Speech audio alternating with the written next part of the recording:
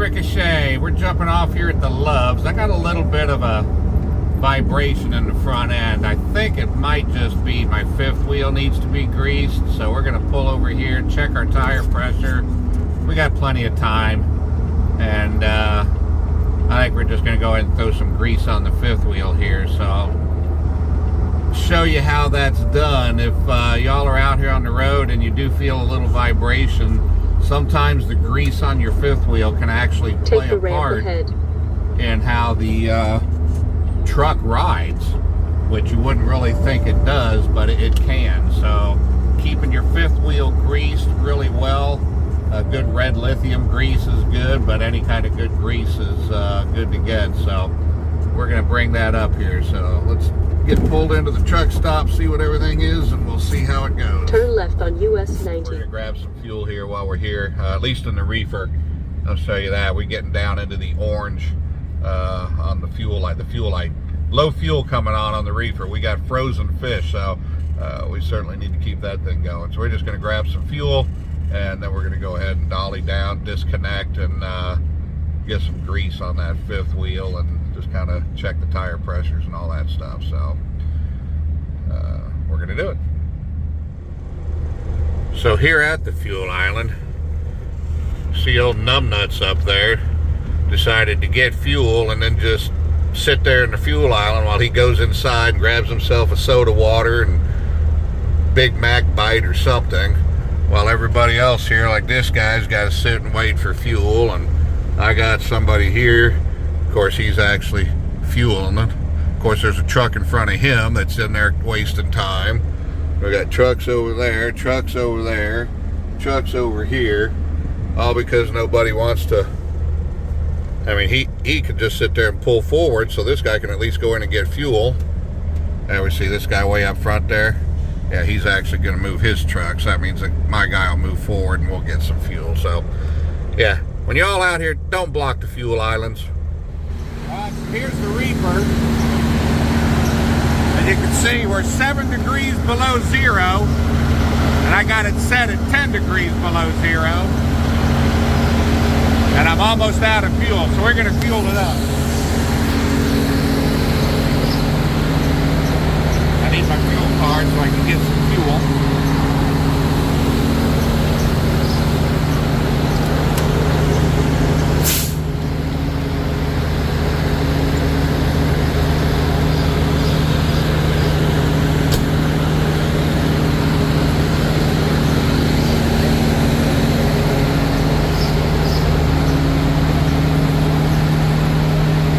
Have a Loves account. Got my Loves Rewards card so I can get points to get free soda pop. There we go. Loves card. Loves Rewards card. The tank on the Reefer is back here. It's actually behind this thing here. You can see the fuel tank.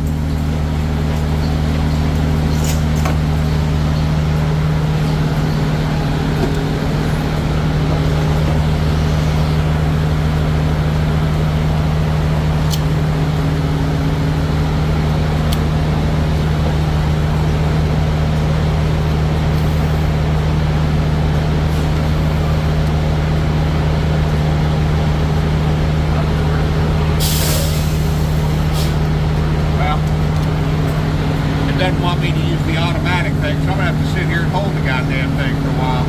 Thank God I ain't got nothing else to do. The Reefer holds about 30 gallons, and depending on what kind of product I'm hauling, like right now I'm at 10 below zero and I gotta run the engine continuously because we got frozen fish. I'll have to fill it up about every other day. Depending on some products, I can go 2 or 3 days, maybe 4 if I can run the motor intermittently and only having it like 40 degrees or something. Like some beverages only got to be like 36, but you get frozen food or frozen ice cream, that's got to be like 20 below zero, and you have a mess up on your Reefer, then you get a big mess in the back of your truck. So anyway, we're going to go ahead and get this fueled, and then we'll be done.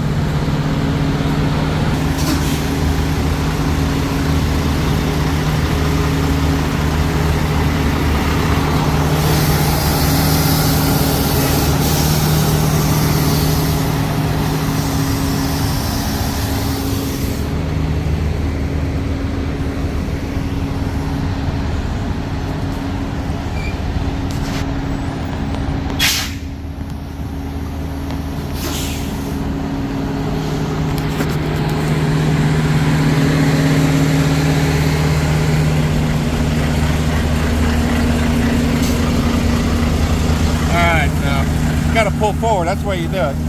Let's go ahead and go get some grease. Alright, so we got this grease. This you can actually just throw it on your fifth wheel, and then when you hook your trailer up to it, kind of smears it around. And that works pretty good if you don't have regular grease. Alright, so they don't have any grease here, but over here at the fuel or the tire shop, they said they sell little tubes of grease, so we're going to go over there and check it out. Alright, let's go park Turn over left here. at the traffic light, then exit right.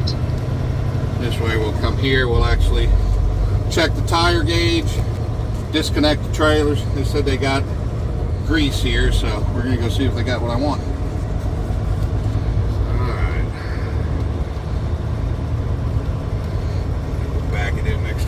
Truck here. See, there's two spots, so that way if I hit something, it'll be harder to hit something.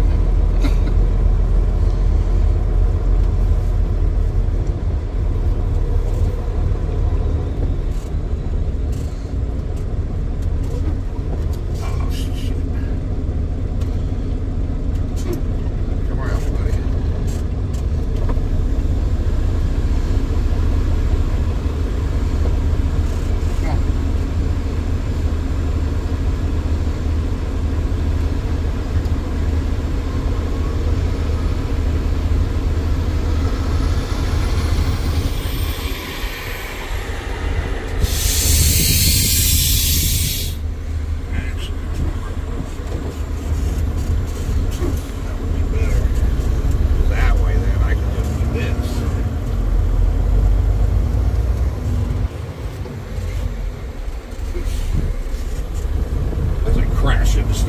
Truck.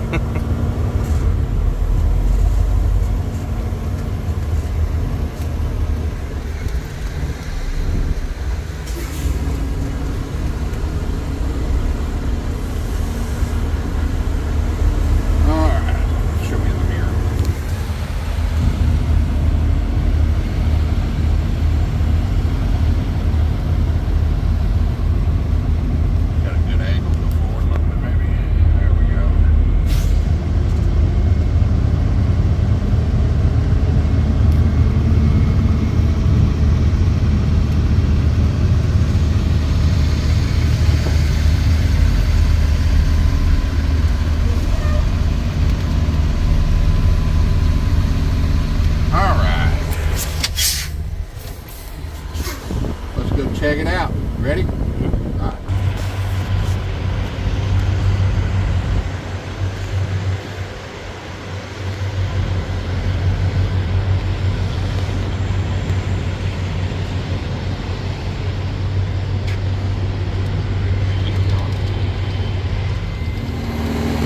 All right, so I got some antifreeze or some bug stuff for the windshield.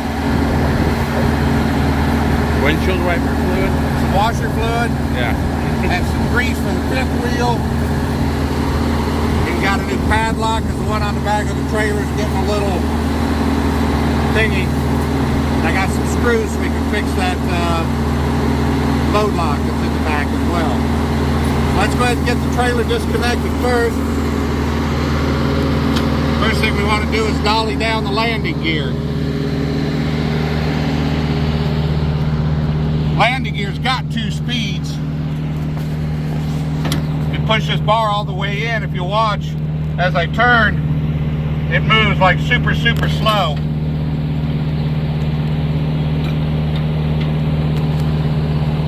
Moving so slow you can hardly see it. And that's really good when you're really heavy.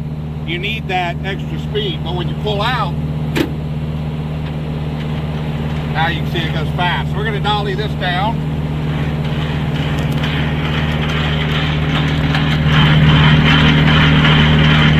I don't take it all the way down because then sometimes it's hard to get back under it. I leave the dollies about an inch off the ground. And then in the truck, I lower the airbags. That'll make the back of the truck sink down, and we'll do that. Next thing is we got to disconnect the fifth wheel, which you'll see under here. This here's the fifth wheel. This is the bar we got to grab.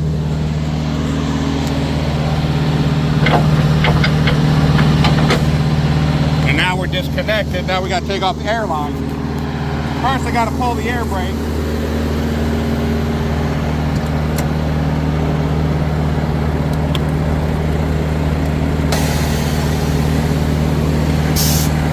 I just set the trailer brakes.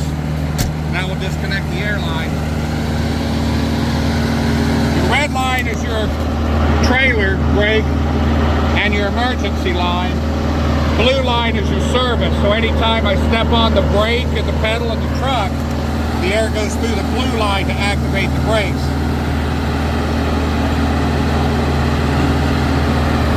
Then of course you got the electrical. Pigtail for all of your light. Alright, so we've disconnected the air lines, we've got our trailer landing gear down, and we've got our fifth wheel disconnected. We're going to go ahead and pull the truck forward.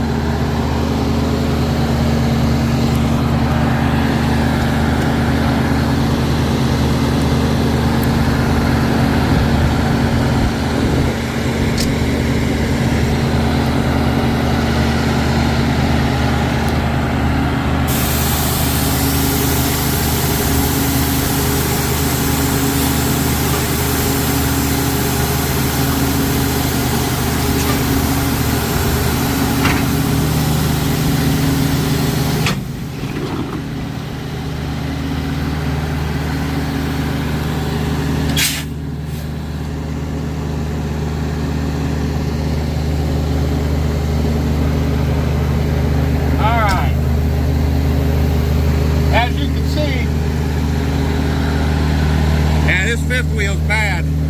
It needs grease real bad. So you can use a grease gun. You got one and they're fine. I just don't have one. You can also use a trowel to spread it.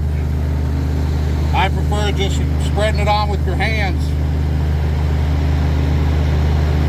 I'd certainly recommend using gloves. Otherwise, you get a little bit messy.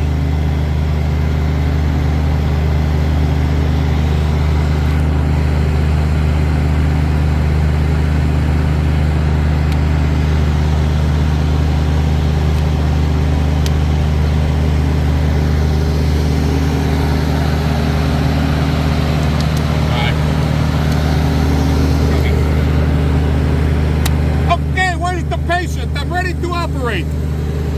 Yeah, that was pretty gay, wasn't it? I'm sorry, that was pretty stupid, wasn't it?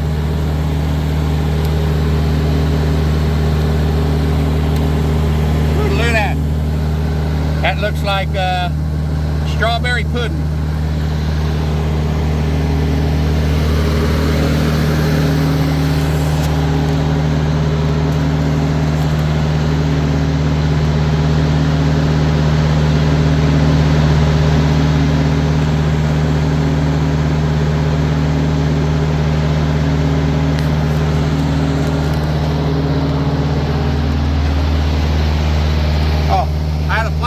On the other end, I guess I didn't have to pull that one off.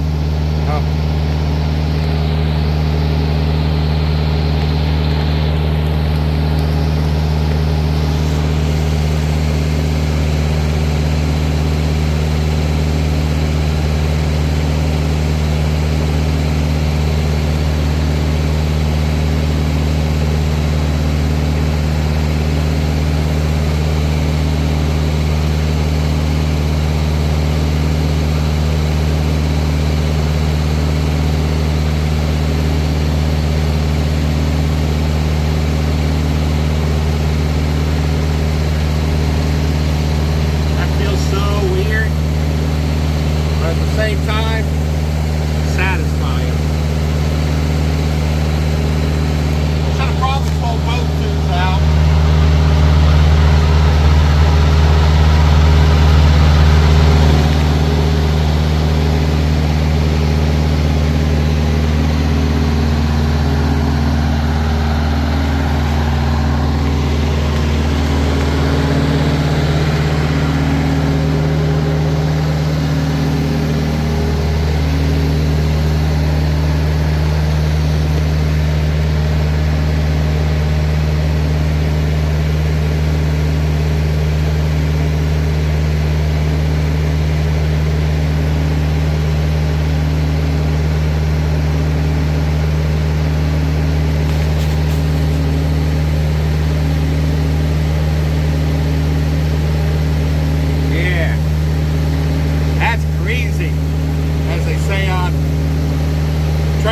Boys, that's greasy, boys.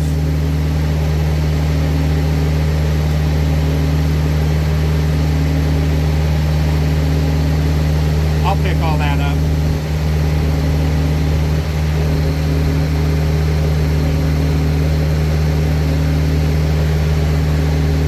Now you'll be surprised how well a greased fifth wheel will make the ride of your tractor. And I got sweat pouring in my eyes.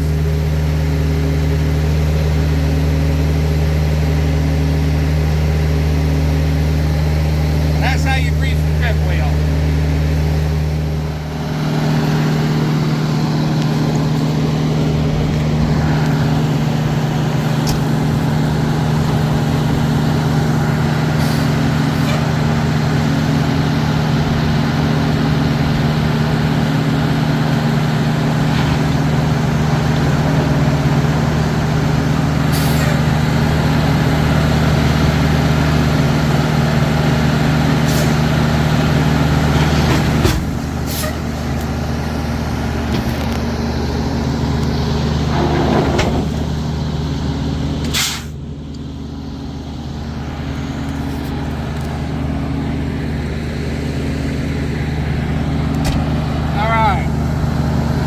I'm going to go ahead and raise the airbags, and you'll see the whole truck lift up about an inch or two.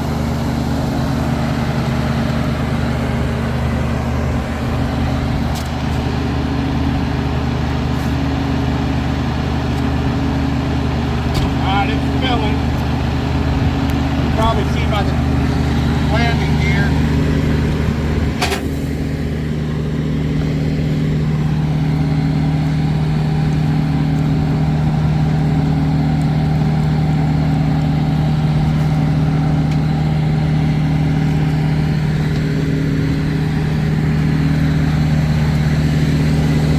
Alright, all the pressure's off of it. It spins freely. We can go back into high gear.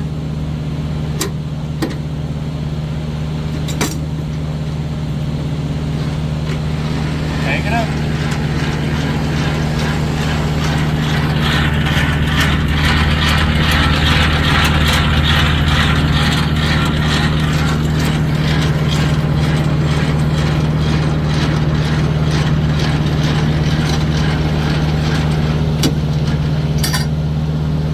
Now if you look back at the fifth wheel, you notice the handle is back in its back position, meaning you're locked. Always do a tug test though. I'll show you what that is. Basically, you set the brakes on the trailer, put it in drive and pull forward with your foot covering the brake in case it does come disconnected. You can stop quickly, but I recommend you do that every morning, especially if you're at a truck stop. Because some smart-ass driver, when you're sleeping, will pull that pin, and if you don't check it in the morning and you pull out, you're going to drop the trailer on the ground. And that's a bitch winding it up after that. Well, let's get it back reconnected.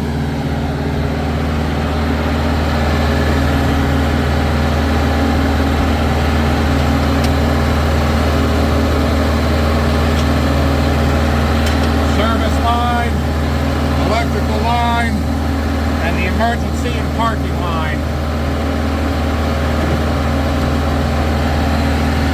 So that's it on that. How to disconnect and grease and reconnect the trailer.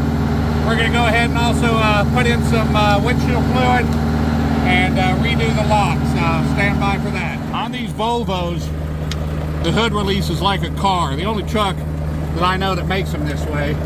You pull this down and it releases it. Unfortunately with Volvo, these things break right here, and the pins, I don't know if you can get a picture of that. There's these little cables and these pins, and there's one pin for each lock on each side of the trailer. So if you break this, the way you can do that is just a pair of pliers until you get a new one.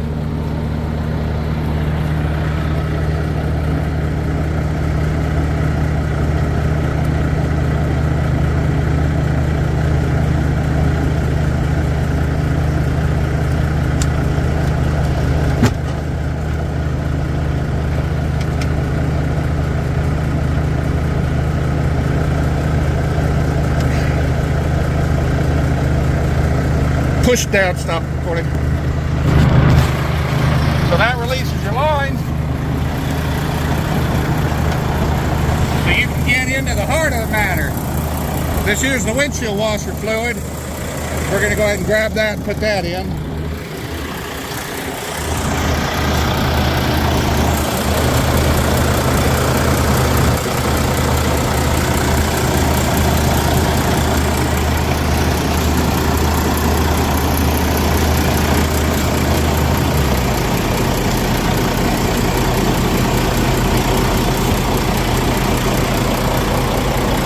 Holds about 2 gallons.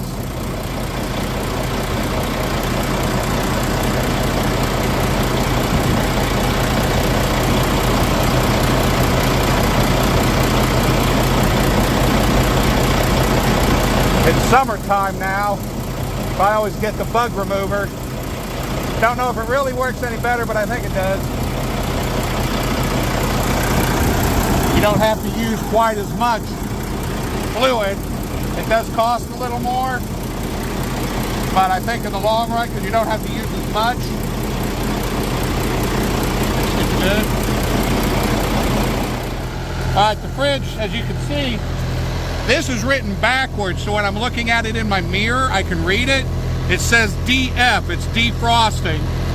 As you can see, we're -3 instead of -10, and you can see the water dripping out of the reefer there. So it's going through a defrost mode, you know, just like a regular air conditioner does.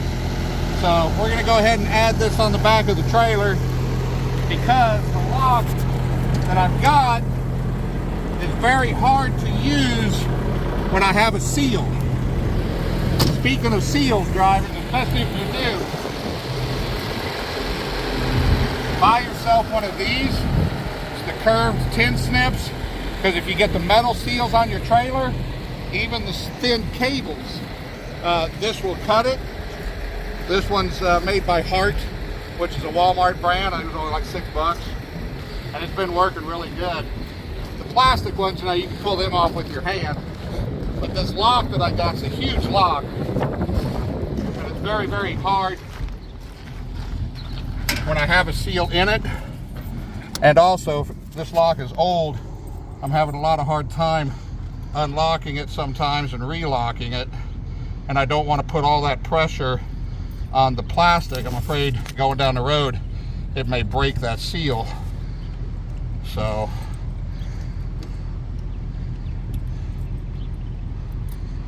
either one of these keys are for it, so go ahead and pause it.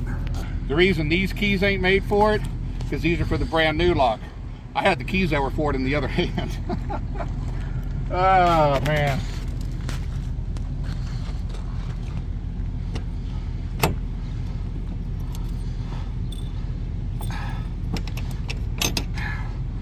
Yeah, as you see, it's wearing and cutting that seal. So that's why I went and got a thinner shackle one. That'll slide through it a lot better. All right, so the Tug Test, you can see we're hooked up to the trailer. These here are my parking valves. This here is just my regular brake, and this here is my trailer brake. So what you want to do, they're both pushed in right now, meaning I could leave. And then I also got this valve here. Not all trucks have this valve. I could just pull that down. It sets the brakes and release it. If you don't have this valve, well, and let's pretend you don't, You just want to go ahead and set that valve, but keep your tractor brakes free. And then we're going to go into drive. This one's an automatic. So we're just going to hit the drive button. It's in reverse right now. We'll hit drive. We're in drive 1. And we're just going to give it a little bit of a tug. Make sure we're up against that. And yep, and we're pulling, and it didn't go anywhere. So we're good. So you can now release your brakes and head on down the road. So that's it for this one. That's how you disconnect, grease, and seal your parts of your truck and trailer. So I hope you all learned something out of this one here. So we're going to get packed up and get headed on down the road. So we'll see you on the next one. Thanks.